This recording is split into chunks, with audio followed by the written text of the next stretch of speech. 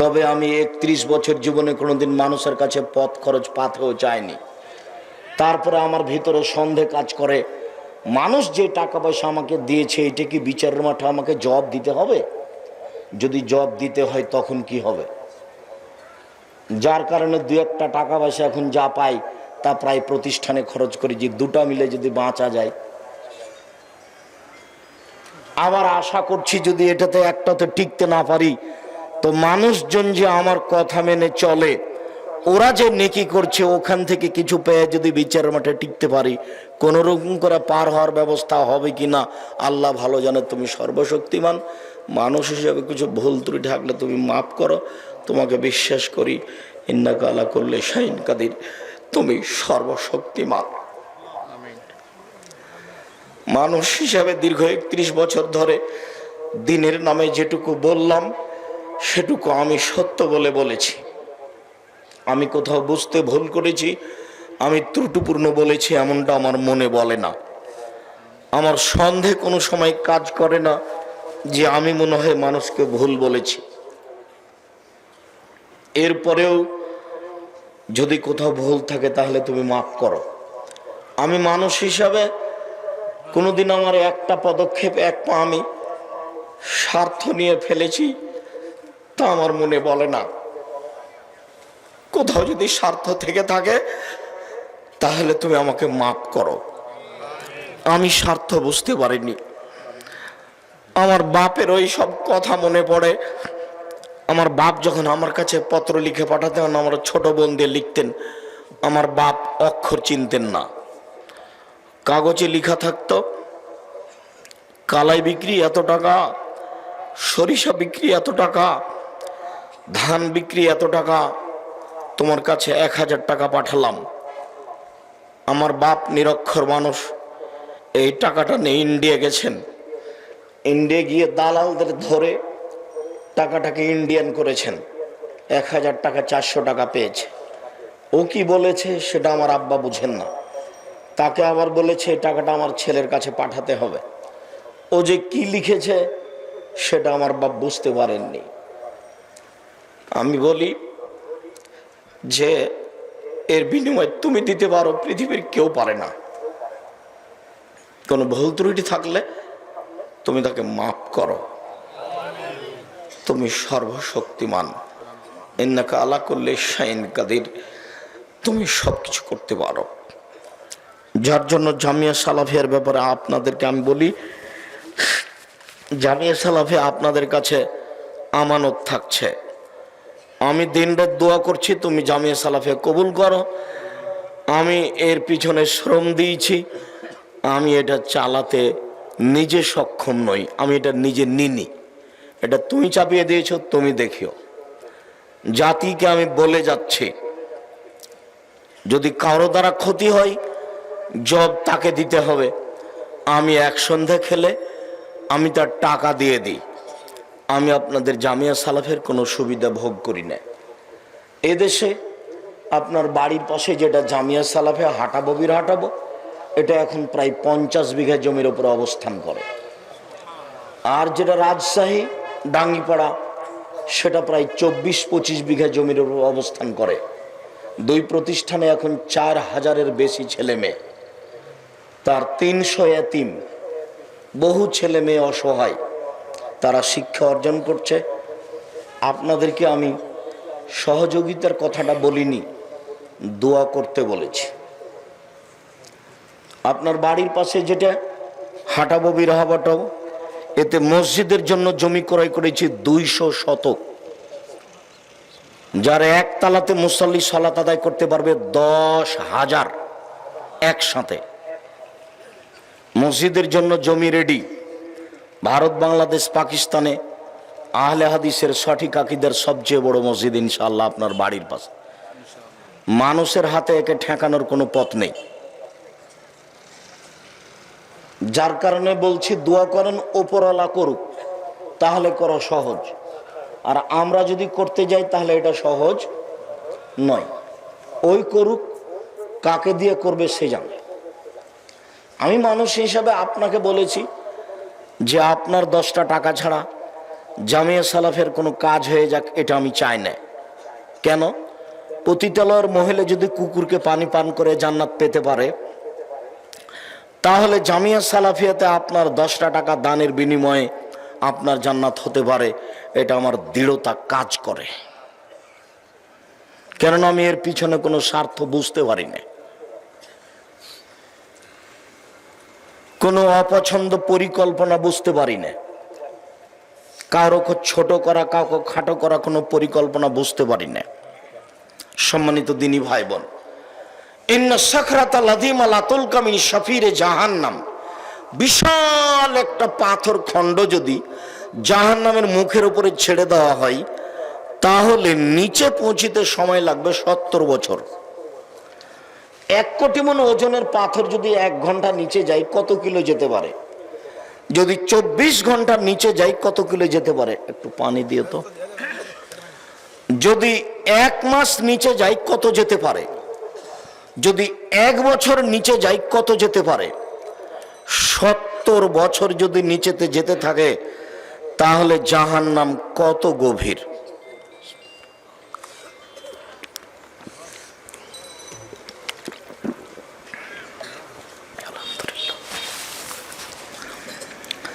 জাহান্নামের সব নিচে হিন্দু থাকবে, এ কথা আল্লাহর নবী বলেননি, তবু জাহান্নামে যাবে তারা। ইহুদি খ্রিস্টান থাকবে, এই কথা বলেননি, তবে তারা জাহান্নামে যাবে। বলেছেন যারা মুনাফিক, যারা দোকানে বসে আড্ডা পিটে মানুষের বদনাম করে, এর কথা ওকে লাগে ওর কথা একে লাগে, ওরা যাবে। জাহান্নাম জান্নাতের দরজায় যদি একসাথে মানুষ জিন ফেরেশতা একসাথে ঢুকে, তো দরজায় ঢুকতে অসুবিধা হবে না। জাহান্নামের পরিচয় আমি কি দিয়ে দিতে পারি? মানুষের বিবরণ দি জাহান্নামের, তাহলেও কিছু বোঝা যাবে। রাসূল সাল্লাল্লাহু আলাইহি ওয়াসাল্লাম বলেন, ইন্না গিলজা জিলদে জাহান্নাম ইসনানে আরবাউনা জেরা, জাহান্নামীর গায়ের চামড়া হবে 42 হাত মোটা। অন্য জিরসাউ মিসলু উহুদিন, ওর দাঁত হবে উহুদ পাহাড়ের সমান। উহুদ পাহাড় হলো 4 কিলোমিটার প্রশস্ত, 8 কিলোমিটার লম্বা। নিচে কত আছে তা মানুষ জানে না। রাসূল বলছেন, ওয়াইন্না ফাঁকে জবাই মিসলু বাইজা, জাহান্নামের উরু রান হবে বাইজা পাহাড়ের মতো। বাইজা পাহাড় হচ্ছে 39 কিলোমিটার লম্বা। অন্না মাজলিসু মিন জাহান্নাম বাইনা মক্কা আল মদিনা, একজন জাহান্নামীর বসার জায়গা হবে 450 কিলোমিটার। বাইনা মানকেবাইল কাফির লিরাকিবিল মুসির সালাসা আইয়াম, একজন জাহান্নামীর ডান কাঁধ থেকে বাম কাঁধে পৌঁছিতে একটা দ্রুতগামী ঘোড়াকে 3 দিন সময় লাগবে।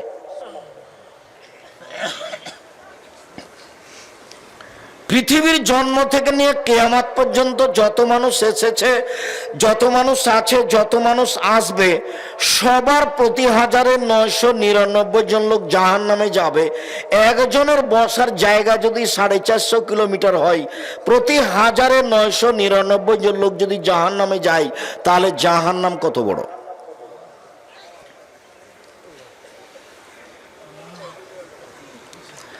জাহান্নামকে টেনে হেঁচড়ে বিচারের মাঠে নিয়ে যাওয়া হবে, তাহলে জাহান্নাম রেডি আছে। কেন রেডি তো আছে? শুনেননি? ওই যে আল্লাহ রাসূল বলছেন, আমি স্বপ্নে জান্নাত দেখলাম, জাহান্নাম দেখলাম। জান্নাতে যখন ঘুরছিলাম, দেখলাম একটা সুন্দর টকটকে ঝকঝকে ঘর, পাশে একজন বৃদ্ধা মহিলা পানি নিয়ে অজু করছে, হাত পা ধুচ্ছে। আমি বললাম, মহিলা বলতে পারে এই ঘরটা কার? তো মহিলা বললো, এই ঘরটা উমরের। তো আমার মন চাইলো, আল্লাহু সামাদ, ঘরের বাহির যদি এত ঝকঝকে হয়, ভিতরই বা কেমন? তো আমার একটু ভিতরটা দেখার স্বাদ হলো। এরপরে মনে পড়লো, উমর, এটা উমরের ঘর, এত বড় মানুষের ঘরে ঢোকা যাবে না। উমরের আত্মমর্যাদা হিসাব করে আমি ভিতরে ঢুকলাম না। সকাল হয়ে গেল, উমরের সাথে দেখা। উমর, স্বপ্নে আমি জান্নাত জাহান্নাম দেখলাম, জান্নাতে ঘুরতে ঘুরতে তোমার ঘরটা দেখলাম, তোমার ঘরটা দেখে আমার ভিতরে ঢোকার সাধ জাগলো, কিন্তু তোমার আত্মমর্যাদাকে হিসাব করলাম, এত বড় মানুষের ঘরে আমি ঢুকি কি করে, তাই আমি ঢুকিনি। এই কথা বলতে না বলতে উমর বলছেন, আল্লাহর নবী আপনি আমার আত্মমর্যাদাকে খেয়াল করেন। এই কথা বলে তিনি অঝর নয়নে কাঁদতে লাগলেন। উমর রাদিয়াল্লাহু তাআলা আনহু তিনি বলেন, আমি যখন জাহান্নাম দেখছিলাম, জাহান্নাম দেখতে দেখতে দেখলাম যে ফাত্তালাতুন নারা ফিহা আকসার আহলিহা নিসা, জাহান্নামে বেশিরভাগ দেখলাম মহিলারা, বেশিরভাগ দেখলাম মহিলারা জাহান্নামে। মদিনার মহিলারা জিজ্ঞাসা করেছিল, আল্লাহর নবী বেশিরভাগ মহিলা জাহান্নামে যাবে কেন? আল্লাহর নবী উত্তরে বলেছিলেন, ওরা স্বামীকে মানে না এই জন্য। সম্মানিত দিনী বোন যারা এখানে আছেন, যারা চলে গেছে তারা তো ঘুমিয়ে গেছে বা টিভি নিয়ে বসে আছে আর তাকদীর নিয়ে গেছে। যারা চলে গেছে তাদের স্বামীকে বলছি, ও বাড়িতে যে আপনার বউ কি করছে, আপনার বউ কি করে, আপনার বউ কি এমন করতে পারে, আপনার বউ কয় টাকার মালিক, আপনার বউ কয় পয়সা বিদ্যা রাখে, জানেই বাকি, আপনার কি ধারণা? মনে কষ্ট নিয়েন না, আপনি আমার কাছের দিনী ভাই। যদি মনে করেন যে বিদ্যান আমার বউতলা আসেন, আমি ঘুঘুরা তুলে দেব, আপনাকে আমি ক্ষিপ্ত হবেন এই জন্য বলিনি, আপনি আমার অনেক কাছের মানুষ। আপনাকে আর আপনার স্ত্রীকে সামনে রেখে আমি এসেছি, কিছু কথা বলবো এই জন্য। আপনি দাম দিবেন না মানে? আপনাকে আমি অনেক ভালোবাসি, আপনি আমাকে যতটুকু ভালোবাসেন তার চেয়ে আমি আপনাকে বেশি ভালোবাসি। আমি কোনোদিন কেচ্ছা কাহিনী বলিনি, কেচ্ছা কাহিনী বলতে আসিনি। আপনি আসবেন আর চলে যাবেন তা তো আমি পছন্দ করি না, আর আমি সারা রাত বক্তব্য দিই না। আমি আব্দুল্লাহ বিন ফজল রাহিমাহুল্লাহ নই, আমার কাছে অত বিদ্যা নেই, আমি বক্তব্য দিতে দিতে ফজর করতে পারি না।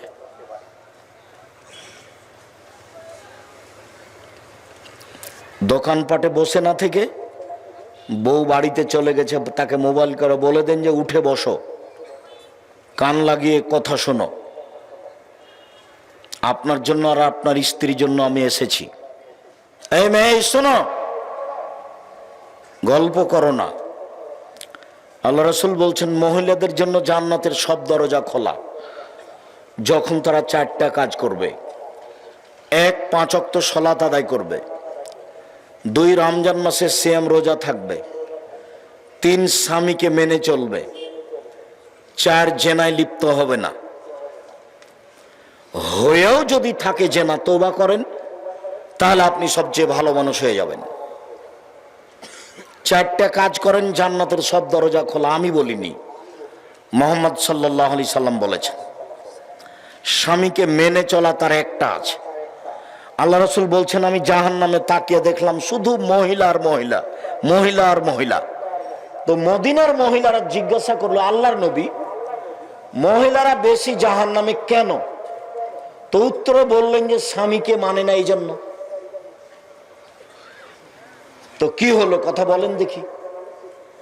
এবার আল্লাহ রাসূল বলছেন যে মহিলাদের জন্য জান্নাতের সব দরজা খোলা। কি করতে পারলে? 4টে। 1, 5 ওয়াক্ত সালাত। 2, রমজান মাসে সিয়াম রোজা। 3, স্বামীকে মেনে চলা, তিতা লাগলেও মিঠা লাগলেও মেনেই চলতে হবে, নইলে খোলা করা সংসার ত্যাগ করতে হবে। মাস মাস, সপ্তাহ সপ্তাহ, বছর বছর স্বামীর সাথে কথা বলবেন না, আর স্বামী 1 গ্লাস পানি চাইলে ওদিক দিয়ে হেঁটে চলে যাবেন। এই সংসারের দাম নাই। এই সংসার না করে নিজেকে খোলা করে নিয়ে নিজে বাঁচেন। আর সংসার স্বামীর সাথে করলে যতই খারাপ লাগুক তাকে মেনেই নিতে হবে। আর আপনাকে বলি, যখন তখন ওই স্ত্রীকে নিন্দা করিয়েন না, ওর বাপের বাড়ির কথা বলে কিছু বলিয়েন না, ওর রং চেহারা বলে কিছু বলিয়েন না। এটা হলো নোংরা আচরণ। তোর বাপ এই, তোর মা এই, তোর রং এই। বিবাহ করেছেন, সংসার করছেন, তার সাথে মিলামিশা করেন, তার এত নিন্দা করেন কেন? স্বভাব কেন এমন? তার এত নিন্দা করবেন কেন? যাকে নিয়ে সংসার করেন, যে রান্না বান্না করে দেয়, যে ঘর বাড়ি ঠিক করে দেয়, যে বাড়ির সব কিছু গুছাই, তার এত নিন্দা করেন কেন? তার বাপকে তুলে কথা বলেন কেন? তার মাকে তুলে কথা বলেন কেন? কেন গালি দিবেন? কেন গালি দিবেন? আল্লাহ নবী বলছেন, আমি জাহান্নামের দিকে তাকিয়ে দেখলাম বেশিরভাগ মহিলা। আবু হুরায়রা রাদিয়াল্লাহু তাআলা আনহু বলেন, সিনফার মিন আহলিল নামারাহুমা, শোনো, আমার উম্মতের দুই শ্রেণীর মানুষ জাহান্নামে যাবে, আমি তাদের দেখিনি। আমার উম্মতের দুই শ্রেণীর মানুষ জাহান্নামে যাবে, আমি তাদের দেখিনি। এক কওমুন মাহুম সিয়াক, এক শ্রেণীর মানুষের হাতে থাকবে লাঠি। এজরিবুনা বিহান নাস, লাঠিটা হবে গাভীর লেজের মতো, একদিক মোটা একদিক চিকন। এ দিয়ে তারা মানুষকে মারবে। যারা মারামারি করে, যারা জুলুমবাজি করে, যারা মানুষকে জেল হাজতে দেয়, যারা মানুষের জমি জোর করে দখল করে, যারা মানুষের দোকানপাট জোর করে দখল করে নেয়, এরা জুলুমবাজ, এরা লাঠি ব্যবহার করে, এরা জেল জুলুম ব্যবহার করে, এরা জাহান্নামে যাবে। ক্ষমতা টিকবে না সেই দিন। দুই, নিসাউন, মহিলা, কাসিয়াতুন, কাপড় পরে থাকে, আর ইয়াতুন, উলঙ্গ। মুমিলাতুন মাইলাতুন, পুরুষকে নিজের দিকে আকৃষ্ট করে, তারা নিজেরা আকৃষ্ট হয়। রৌসুন্না কাসনাতিল বক্তিল মাইলা, তাদের মাথা হলো বক্র বদ উটের নেই, চুল লম্বা লম্বা করে, ছোট ছোট করে, খাটো করে ছেড়ে রেখেছে, ঢং করে মাথা হেলিয়ে দুলিয়ে রাস্তার এই ধারে ওই ধারে যাচ্ছে, চলছে, ভাঁজ করে কথা বলছে। এসব মহিলারা জাহান্নামে যাবে। যার কারণে বেশিরভাগ মহিলা জাহান্নামে। তিন শ্রেণীর মানুষ জাহান্নামে যাবে।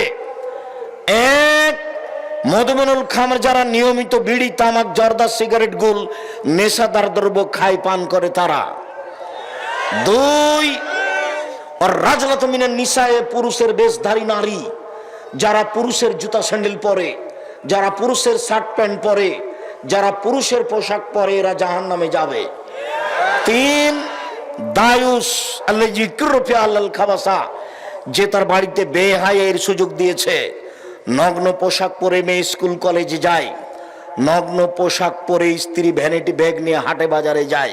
কই, আমরা তো কোনোদিন হাটে বাজারে যাই না, তো আমরা তো বেঁচে আছি। কোনোদিন আমাদের বাজারে যাওয়া লাগে না মহিলা মানুষকে, তো আমাদের তো চলছে। জীবনেও কোনোদিন যায়নি। যাওয়া যদি শুনি তাহলে তো অজ্ঞান হয়ে যাবে। ইন্না লিল্লাহি ওয়া ইন্না ইলাইহি রাজিউন, একই কথা। তা আমরা তো আছি, আপনার বউ রোজ যায় কেন? কাপুরুষ, হিসাব পান না, যাবে কেন? সারাদিন মানুষের গুতা খায়, ধাক্কা খায়, মোহর দেন আপনি, আর আরেকজনের ধাক্কা খায়, খারাপ লাগে না? পুরুষ হতে হবে। পুরুষ মানে চোখ যেভাবে ঘুরে বউ সেভাবে চলে, তার নাম পুরুষ। চোখ যেভাবে ঘুরে বউ সেভাবে চলে, তার নাম ক্ষমতা। উপার্জন করি আমি আর ঢং দেখাই ও, এটা পুরুষ নয়। কাজে পুরুষের জীবিকা নির্বাহ করতে হবে। আল্লাহ রাসূল বলছেন, জাহান্নাম ঘোষণা করে রেখেছে, আমি অনুবাদক। জাহান্নামের পরিচয়, জাহান্নামকে টেনে হেঁচড়ে নিয়ে যাওয়া হবে, তাহলে জাহান্নাম প্রস্তুত, রেডি আছে। জাহান্নামের গায়ে থাকবে ৭০,০০০ লোহার রশি, প্রত্যেক রশিতে থাকবে ৭০,০০০ ফেরেশতা, টেনে হেঁচড়ে তাকে মাঠে নিয়ে যাবে। একজন ফেরেশতার এত শক্তি, এই বিশাল পৃথিবীতে হাত ঢুকিয়ে গোটা পৃথিবী উল্টে দিতে পারেন একজন ফেরেশতা। এক একটা রশিতে ৭০,০০০ ফেরেশতা থাকবেন। তা বিচারের মাঠে থাকবে জাহান্নাম, বিচারের মাঠে থাকবে জান্নাত, বিচারের মাঠে থাকবে মানুষ, বিচারের মাঠে থাকবে জিন, বিচারের মাঠে থাকবে পশু প্রাণী, বিচারের মাঠে থাকবেন আল্লাহ, বিচারের মাঠে থাকবেন ফেরেশতা, বিচারের মাঠে থাকবে পানির পশু প্রাণী, সব কিছু। বিচারের মাঠ কত বড়! জাহান্নামের খড়ি হবে মানুষ ও পাথর। অকুদুহান নাস ওয়াল হিজারা, মানুষ এবং পাথর হবে জাহান্নামের খড়ি। জাহান্নামে কোনো কয়লা থাকবে না, জাহান্নামে কোনো কাঠ খড়ি থাকবে না, মানুষই কাঠ, মানুষই কয়লা আর পাথর। পাথরের ব্যাপারে বিদ্বান বলেছেন যে কিছু পাথর আছে আগুনে দিলে খুব জোরে জ্বলে উঠে, সেই পাথর দেওয়া হবে। আর কিছু বিদ্বান বলেছেন না না, যেসব মাটি পাথরের মূর্তি বানানো হচ্ছে এই মূর্তিগুলি দেওয়া হবে,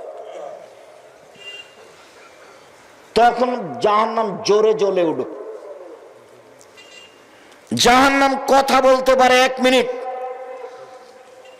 ফাতাহাজ্জাতিন নার, জাহান্নাম হইচই করে তর্ক লাগিয়ে দিবে আল্লাহর সাথে। বিমা উসিত বিল মুতাজাব্বিরিল মুতাকাব্বিরিন, প্রতিপালক আমার ভিতরে স্বৈরাচারী, স্বেচ্ছাচারী, বদমেজাজি, অহংকারীরা কেন কেন তারা আমার ভিতরে? তখন আল্লাহ বলবেন ইন্নামা আনতি গাযাবি, জাহান্নাম তুমি মনে রেখো তুমি আমার শাস্তি।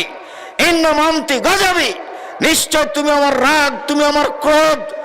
যারা পৃথিবীতে স্বৈরাচারী, স্বেচ্ছাচারী, বদমেজাজি হিসেবে থেকেছে, জোর করে বাড়ি গাড়ি দখল করেছে, জোর করে সমাজের লোককে অপমান করেছে, মানুষকে জেল হাজতে দিয়েছে, নির্দ্বিধায় মানুষের প্রতি অন্যায় অবিচার করেছে, তাদেরকে শাস্তি দেওয়ার জন্য তোমাকে প্রস্তুত করেছে। এই জন্য স্বৈরাচারী, স্বেচ্ছাচারী, বদমেজাজি, অহংকারীরা তোমার ভিতরে আছে। মনে রেখো জাহান্নাম ইন্নামা আনতি গাযাবি, নিশ্চয় তুমি আমার রাগ। ইন্নামা আনতি আযাবি, নিশ্চয় তুমি আমার শাস্তি। তোমাকে দিয়ে শাস্তি দেব স্বৈরাচারীদের, তোমাকে দিয়ে শাস্তি দেব অহংকারীদের, তোমাকে দিয়ে শাস্তি দিব বদমেজাজিদের। তাই তোমাকে প্রস্তুত করেছি, যার কারণে তোমার ভিতরে এরা। জাহান্নাম হইচই করে তর্ক লাগিয়ে দিবে আল্লাহর সাথে, মানে জাহান্নাম কথা বলতে পারে। ফাস্তাকাতিন নারু ইলা রাব্বিহা, যেদিন জাহান্নামকে রেডি করা হলো সেদিন তার প্রতিপালক করেছে, জাহান্নাম অভিযোগ করলো, অভিযোগে বলল এক হলো বাজি বাজান, যা আল্লাহ আমার কিছু অংশকে ধরে খাচ্ছে, আপনি কি আমার একটু কথা শুনবেন? তখন আল্লাহ বললেন ঠিক আছে জাহান্নাম, তোর কথা আমি মেনে নিলাম, বেনাফসায় নেন, তুমি 2টা শ্বাস ছাড়ো, ঠান্ডা এলাকা থেকে একটা ছাড়ো, সারা পৃথিবী 6 মাস ঠান্ডা থাকবে।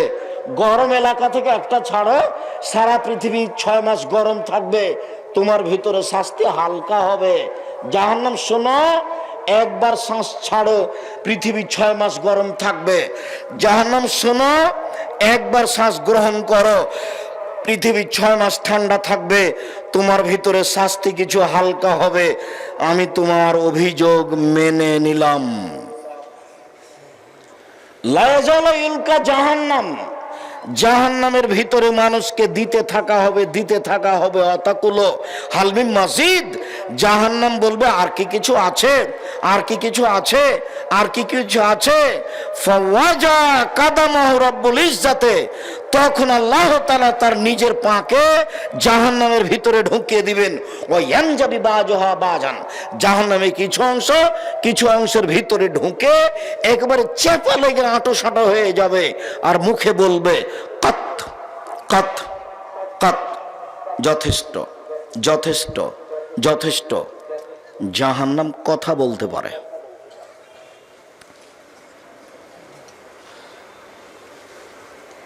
জাহান্নামীদেরকে বেঁধে নিয়ে যাওয়া হবে। খুজুহু ফাগুল্লুহু সুম্মা জাহিমা সাল্লুহু, এদের ধরো, এদের শিকল বন্দি করো, এদের টেনে হেঁচড়ে মুখের বরে উল্টে ফেলে দিয়ে টেনে নিয়ে যাও। এটা হলো অবস্থা। বিচার মাঠ থেকে কি পালিয়ে যাবে? পিছন দিকে হাত বাঁধা হবে কেন? অপমান করার জন্য। রংপুর গাইবান্ধা পলাশবাড়ির মুজিবুর বিএসসি বলেছিলেন আমার হাতে হাত কড়া দেওয়া লাগবে না, আমি নিজেই যাব জেলে। জাতি দেখবে আবার হাতে হাত কড়া দেওয়া আছে, এটা আমি সহ্য করি না, আমি নিজেই হেঁটে হেঁটে চলে যাব। বড় বড় শক্তিশালী ক্ষমতাধরদের হাত পিছনে বাঁধা থাকবে, ফেরাউনের হাত পিছনে বাঁধা থাকবে, কেউ খুলতে পারবে না। অপমান করার জন্য হাত পিছনে বাঁধা থাকবে। জাহান্নামের উল্লেখযোগ্য শাস্তি হলো জাক্কুম, কাঁটাযুক্ত গাছ। জাহান্নামের আগুনের ভিতর থেকে গজিয়ে উঠছে উপরে। ওতে আবার ফল হয়, ফল হলো শয়তানের মাথার মতো। আমরা তো শয়তানকে দেখিনি, তার মাথা যে কেমন। আল্লাহ এইটা বলে আমাদের কি বুঝালেন যে জাক্কুম গাছের ফল হলো শয়তানের মাথার মতো? তো সব বিদ্বান বলেছেন শয়তানের মাথা মানে খারাপ, শয়তানের মাথা মানে খারাপ, শয়তানের মাথা মানে খারাপ। তখন আবুল আলা মওদুদি রাহিমাহুল্লাহ বলছেন, আরে না না না, মানুষ যেমন রূপক কথা বলে ও বুঝে, আল্লাহ তেমন রূপক কথা বলেন। মানুষ যেমন রূপক কথা বলে ও বুঝে, আল্লাহ তেমন রূপক কথা বলেন। মানুষ কি বলে রূপক কথা? মানুষ বলে মেয়েটা এত সুন্দরী, মেয়েটা এত সুন্দরী, মনে হচ্ছে যেন পরী। কেউ কি পরীকে দেখেছে? তবু বলে ও বুঝে। মেয়েটা এত কুৎসিত, মেয়েটা এত কুৎসিত, মনে হচ্ছে যেন পেতনি। কেউ পেতনিকে দেখেছে? দেখেনি, কিন্তু বলে ও বুঝে। মানুষ বলে লোকটা এত ভালো, লোকটা এত ভালো, মনে হচ্ছে যেন ফেরেশতা। কেউ ফেরেশতাকে দেখেছে? তবু মানুষ বলে ও বুঝে। আবুল আলা মওদুদি রাহিমাহুল্লাহ বলছেন, আরে না না, আল্লাহ রূপক কথা বলেন, সেটা হলো এইটা, আমরা এটা বলি না। আমরা বলছি বিদ্বান যেটা বলেছেন সেটাই, শয়তানের মাথা মানে খারাপ।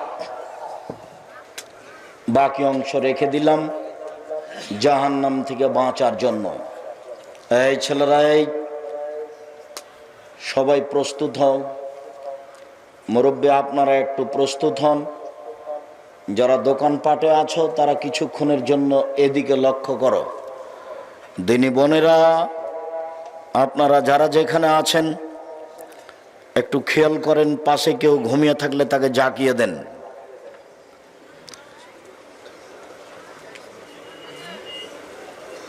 কবর যত কঠিন, কিয়ামত তার চেয়ে অনেক বেশি কঠিন। কিয়ামত যত কঠিন, জাহান্নাম তার চেয়ে অনেক অনেক অনেক বেশি কঠিন। জাহান্নাম থেকে বাঁচার জন্য 1 নম্বর দোয়া, আল্লাহুম্মা আজরিনি মিনান নার। আল্লাহ তুমি আমাকে জাহান্নাম থেকে বাঁচাও। কয়বার? 3 বার। আমি 3 বার বললে জাহান্নাম কি বলবে আল্লাহকে? আল্লাহ তুমি তাকে আমার থেকে জাহান্নাম থেকে বাঁচাও। 2, সালাম ফিরার পূর্বে বলবেন, রব্বানা আতিনা ফিদ দুনিয়া হাসানাতাও ওয়া ফিল আখিরাতি হাসানাতাও ওয়া কিনা আযাবান নার। আল্লাহ তুমি ইহকালে কল্যাণ দাও, পরকালে কল্যাণ দাও, তুমি আমাদেরকে জাহান্নাম থেকে বাঁচাও। সালাম ফিরার পূর্বে বলবেন 3, আল্লাহুম্মা ইন্নী আউযু বিকা মিন আযাবি জাহান্নাম। হে আল্লাহ, তোমার কাছে আমি জাহান্নাম থেকে বাঁচতে চাই। ওয়া আউযু বিকা মিন আযাবিল কবর। তোমার কাছে আমি কবরের শাস্তি থেকে বাঁচতে চাই। ওয়া আউযু বিকা মিন ফিতনাতিল মাসিহিদ দাজ্জাল। তোমার কাছে আমি দাজ্জালের বিপদ থেকে বাঁচতে চাই। ওয়া আউযু বিকা মিন ফিতনাতিল মাহি ওয়াল মামাত। ইহকালের বিপদ, পরকালের বিপদ থেকে তোমার কাছে বাঁচতে চাই। ইহকালের বিপদ হতে বাঁচতে চাই, পরকালের বিপদ হতে বাঁচতে চাই। ওয়া আউযু বিকা মিনাল মাসামাল মাগরাম। বাঁচতে চাই তোমার কাছে বড় পাপ হতে, বাঁচতে চাই তোমার কাছে ঋণ কর্য হতে, বাঁচতে চাই তোমার কাছে বড় পাপ হতে, বাঁচতে চাই তোমার কাছে ঋণ কর্য হতে। 4, 5, আল্লাহুম্মা কিনি আযাবাক ইয়াওমা তাবাসু ইবাদাক। আল্লাহ, বিচারের দিন তুমি আমাকে জাহান্নাম থেকে বাঁচাও। আল্লাহ, বিচারের দিন তুমি আমাকে জাহান্নাম থেকে বাঁচাও। এই কথাগুলি আপনি সালাম ফিরার পূর্বে বা পরে বলার চেষ্টা করবেন। বাপ মায়ের বা কারো কবরের পাশে গেলে জানাজার যে বিশেষ দোয়া আছে, আল্লাহুম্মা গফির লাহু ওয়ারহামহু ওয়াফু আনহু, এই দোয়া পড়বেন। সেইখানে এক জায়গাতে আছে ওয়াকিহু মিন আযাবিন নার। আল্লাহ তুমি তাকে জাহান্নামের শাস্তি থেকে বাঁচাও। অমিন আযাবিল কবর, আল্লাহ তুমি তাকে কবরের শাস্তি থেকে বাঁচাও। কবরের পাশে গেলে ওই জানাজার বিশেষ দোয়াটা পড়বেন, তাহলে তার জন্য কবরের শাস্তি এবং জাহান্নামের শাস্তি থেকে বাঁচার ব্যাপারে আল্লাহকে বলা হবে। আর যেগুলো বললাম সেগুলোর চেষ্টা করবেন বিশেষভাবে রব্বানা আতিনা ফিদ দুনিয়া হাসানাত ওয়া ফিল আখিরাতি হাসানা, বিশেষভাবে আল্লাহুম্মা ইন্নী আউযু বিকা মিন আযাবি জাহান্নাম, এইগুলি দোয়া না পড়া পর্যন্ত সালাম ফিরবেন না। আর শেষে আছে সালাম ফেরার পূর্বে আর একটা পরামর্শ, বলেন তো সেটা কি? জাযাকাল্লাহ খায়ের, বারাকাল্লাহ। রব্বির হামহুমা কামা রব্বায়ানি সাগীরা। বাড়ি ঘর জমি জায়গা সব কিছু ভোগ করছি, তার জন্য একটু বলি, রব্বির হামহুমা কামা রব্বায়ানি সাগীরা। হে আমার প্রতিপালক, তুমি আমার বাপ মাকে দেখো বাল্য অবস্থায় আমাদের যেভাবে দেখেছিল। সম্মানিত দিনী ভাই বোন, আলোচনার শেষে এসে আবারও জরুরি কথা, মানুষের জীবনে সবচেয়ে দামি কাজ, এই চলে তুমি মাসিক আলিতে সম্পত্তিকে না নিয়েই যাবা? আমি বুঝলাম না তুমি আমাকে কিভাবে ভালোবাসো। আমার জীবনে যেটা সবচেয়ে বড় সাধনা সেটা হলো জামিয়া সালাফিয়া। আমার জীবনে অন্য কিছু লাগে না। আর জামিয়া সালাফের মুখপাত্র পত্রিকা হচ্ছে মাসিক আল ইতেসাম পত্রিকা। আমি যখন শুনবো যে আপনি মাসিক আল ইতেসাম পত্রিকা পড়েন, তখন আপনার উপরে আমার যে আন্তরিকতা তা আপনাকে আমি বুঝাতে অক্ষম। ওর পিছনে কত খরচ আছে আর কত শ্রম ব্যয় আছে, যদিচ দাম বেশি নয়। তো আমি শেষ করতে না করতে তুমি উঠে চলে যাচ্ছ, তার মানে মাসিক আল ইতেসাম পত্রিকার উপরে তোমার অনীহা আছে। 20, 25, 30 টাকা দিয়ে সেটা কিনতে তোমার ভারী লাগবে কেন? সলাতের উপরে, নামাজের উপরে বইটা আমিও লিখেছি, এটা আমার জীবনে স্বাদ ছিল। আর নতুন যেটা বই সেটা বের হয়েছে পোশাকের উপরে বই বের করেছি আমি নিজে। আপনি আব্দুল্লাহকে অনেক ভালোবাসেন, আব্দুল্লাহর বই পড়েন, মিন্নাতুল বারি, রেজেক, কিন্তু আমি যেগুলো লিখেছি সেগুলোকে একটু মূল্যায়ন করেন। কে বড় ক্ষতিগ্রস্ত, কে বড় লাভবান, আদর্শ পরিবার, আদর্শ নারী, আর মহিলাদের জন্য কেন এই নির্যাতন, কি তার প্রতিকার, আরো অনেক কিছু। তো যেটা আমি শেষে বলতে চাইলাম সেটা হলো এই জাহান্নাম থেকে বাঁচার ধারাবাহিক যে কথা বললাম সেইগুলি মূল্যায়ন করেন। আর জামিয়া সালাফিয়ার জন্য দোয়া করবেন, আল্লাহ যেন কবুল করেন। বাইতুল হাম জামে মসজিদের জন্য দোয়া করেন, আল্লাহ যেন কবুল করেন। আমি আপনাদের জন্য দোয়া করি।